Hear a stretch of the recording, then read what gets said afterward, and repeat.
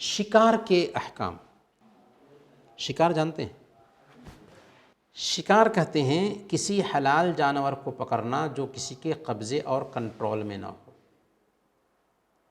اگر قبضے اور کنٹرول میں ہے تو اس کا شکار نہیں ہوتا. اگر اس کو مار رہے ہیں تو وہ صحیح نہیں رہے گا. جو جانور کسی کے کنٹرول میں نہیں ہے، کسی کے قبضہ میں نہیں ہے، اس کا شکار دراصل شکار کہلاتا ہے. اور شکار بذات خود حلال ہے، جائز ہے. اسلام نے شکار کو جائز ٹھہرایا ہے بشرطے کہ ایک آدمی احرام کی حالت میں نہ ہو. اگر احرام کی حالت میں ہے تو شکار کرنا جائز نہیں ہوگا. اسی طریقے سے حرم کی سرزمین پر نہ ہو. اگر حرم کی سرزمین پر ہے، حرم کہاں ہے؟ مکہ اور مدینہ میں. تو حرم کے جو علاقے ہیں اس میں بھی شکار کرنا جائز نہیں. اسی طریقے سے ایک آدمی اگر احرام کی حالت میں ہے تو احرام کی حالت میں بھی شکار کرنا جائز نہیں ہے. شکار کرنے کے لیے کچھ شرطیں ہیں، یا شکار کے حلال ہونے کے لیے کچھ شرطیں ہیں جن کا خیال رکھنا ضروری ہے. شکار ایک ذہنی تفریح کا سامان ہے اور بہت سارے لوگ شکار کرتے ہیں، لیکن شکار اس لیے کرنا چاہیے کہ ہم اس شکار کی ہوئی چیز کو استعمال کریں گے. دل لگی کے لیے اگر شکار کرتے ہیں کہ جانور مار کر کے پھینک دیں گے تو ایسا کرنا جائز نہیں ہوگا. تو اس حوالے سے پہلی شرط یہ ہے کہ شکار کرنے والا مسلمان ہو یا یہودی اور عیسائی ہو، اور اس نے شکار کی نیت کی ہو. گویا کہ اگر شکار کرنے والا مسلمان نہیں ہے یا یہودی اور عیسائی نہیں ہے، غیر مسلم دوسرے کوئی مذہب کے ہیں، اور اس نے شکار کیا ہے تو اس کو کھانا ہمارے لیے جائز نہیں ہوگا. کیوں؟ وَطَعَامُ الَّذِينَ أُوتُوا الْكِتَابَ حِلٌّ لَكُمْ. مسلمان کا ذبیحہ حلال ہے اور اہل کتاب کا ذبیحہ حلال ہے. اس کے علاوہ جو بھی غیر مسلم ہیں ان کا ذبیحہ مسلمان کے لیے حلال نہیں. اور اس نے شکار جو کیا، شکار کے ذریعہ جانور مر گیا، اس کو کھانا ہمارے لیے جائز نہیں، کیونکہ وہ شکار کرنے والا مسلمان نہیں ہے. دوسری شرط یہ ہے کہ ایسا جانور یا پرندہ ہو جسے بدکنے کی وجہ سے ذبح کرنا ممکن نہ ہو. ہم نے بتا دیا پہلے ہی کہ شکار اس جانور کا ہوگا جو قبضہ میں نہ ہو. اگر قبضہ میں ہے، اگر ذبح کرنا ممکن ہے، جیسے مرغی ہے، بکری ہے، تو کیا اس کا شکار کر سکتے ہیں؟ نہیں، اس کا شکار نہیں کیا جا سکتا، بلکہ اس کو ذبح ہی کرنا ہوگا. اگر ہم بکری کو مارتے ہیں اور بکری مر جاتی ہے تو حلال ہوگا؟ حلال نہیں ہوگا، حلال نہیں ہوگا. تیسری شرط یہ ہے کہ آلہ دھاردار ہو جس سے ہم مار رہے ہیں. جیسے تیر ہے، تیر سے مارا تو جانور مرتا ہے تو کوئی بات نہیں، وہ تیر ہے. اسی طریقے سے بندوق کی گولی اگر ہم نے پھینکا ہے تو اس سے بھی اگر پرندہ مرتا ہے تو شکار ہے. اگر پتھر کی چوٹ سے پتھر مارا اور پتھر کی چوٹ سے پرندہ مرتا ہے تو جائز ہے؟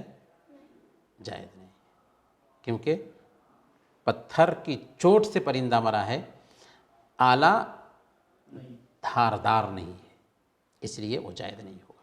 گویا کہ تیسری شرط یہ ہے کہ آلہ دھاردار ہو جس سے اس کو زخم آئے اور اس سے مرے، جس سے خون نکلتا ہے. چوتھی شرط یہ ہے کہ بندوق چلانے یا سدھائے ہوئے جانور کو بھیجنے سے پہلے بسم اللہ کرے. ایک تو یہ ہے کہ کسی آلہ سے آدمی شکار کرے گا، جیسے بندوق وغیرہ سے شکار کرتا ہے. اور دوسری شکل یہ ہوتی ہے کہ ایک آدمی جانور کو سدھاتا ہے، سکھایا جاتا ہے.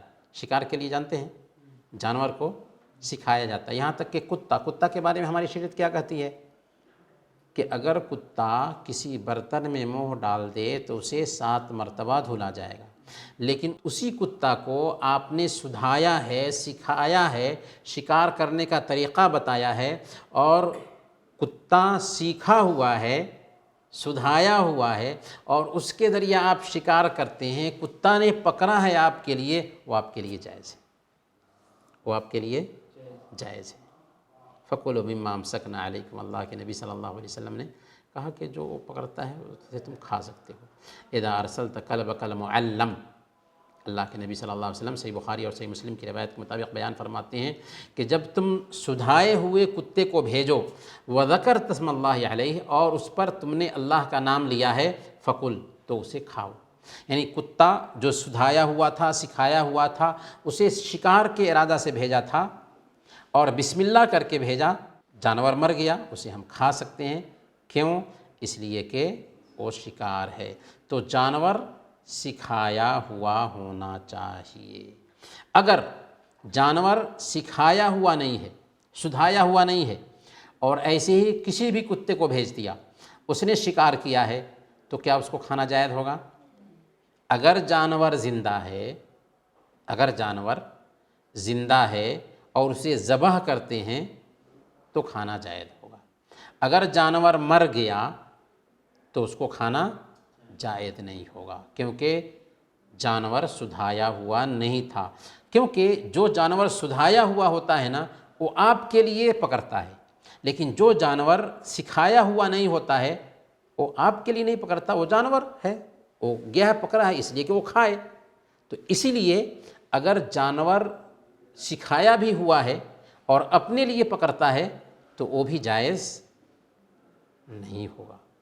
یہ سارے قاعدے ہیں ہماری شریعت میں، ہمارا دین جو ہے نا ہر چیز میں ہماری رہنمائی کرتا ہے الحمدللہ۔ یہاں تک کہ شکار جس کو ذہنی تفریح کا سامان لوگ سمجھتے ہیں، اس کے بارے میں بھی پوری تفصیل ہمارے دین میں پائی جاتی ہے۔ سر ذبح نہیں کریں گے تو بھی کھا سکتے ہیں، جو داردار سے اگر ہم شکار کرتے ہیں تو ہاں، ذبح کی ضرورت؟ بسم اللہ کر کے اگر جیسے ہم نے گولی مارا تھا یا سکھائے ہوئے کتا کو بھیجا اور اس نے شکار کیا، ہمارے لیے شکار کیا، اپنے لیے نہیں، اپنے لیے کیا ہے تو جائز نہیں ہوگا، ہمارے لیے شکار کیا ہے اور شکار مر گیا ہے، جائز ہے ہمارے لیے۔ جی، اگر ان شرطوں کے ساتھ کسی نے شکار کیا اور شکار کرنے سے جانور مر جاتا ہے تو اسے کھانا جائز ہے، بشرطے کہ کتا نے شکار کس کے لیے کیا ہو؟ شکاری کے لیے کیا ہو، ہمارے لیے کیا ہو۔ اگر شکار کرنے کے بعد جانور زندہ ملے تو اسے ذبح کرنا ضروری ہوگا۔ یعنی شکار کیا، جانور زندہ ہے اور اس کو کوئی ذبح نہیں کرتا ہے، یعنی شکاری شکار کیا، جانور ابھی زندہ ہے، اب چوٹ کی وجہ سے جانور مرتا ہے تو اس کو کھانا جائز نہیں ہوگا، بلکہ زندہ جانور ہے تو اس کو اب ذبح کرنا ہوگا۔ یعنی ہم نے بندوق مارا، بندوق مارنے سے جانور گر گیا، ابھی جانور زندہ ہے تو اب کو ہم کیا کرنا ہوگا؟ جانور ذبح کرنا ہوگا۔ ہاں، اگر ہم نے بندوق مارا اور جانور مر گیا لیکن بسم اللہ کر کے ہم نے مارا تھا، اس کو کھانا جائز ہے، اس کو کھانا جائز ہے۔ لیکن جب ہم نے پکڑا ہے اس وقت زندہ تھا تو گویا کہ اس کی موت اب چوٹ سے ہو رہی ہے، ہمارے سامنے میں موت ہو رہی چوٹ سے، اب اس کو کھانا ہمارے لیے جائز نہیں۔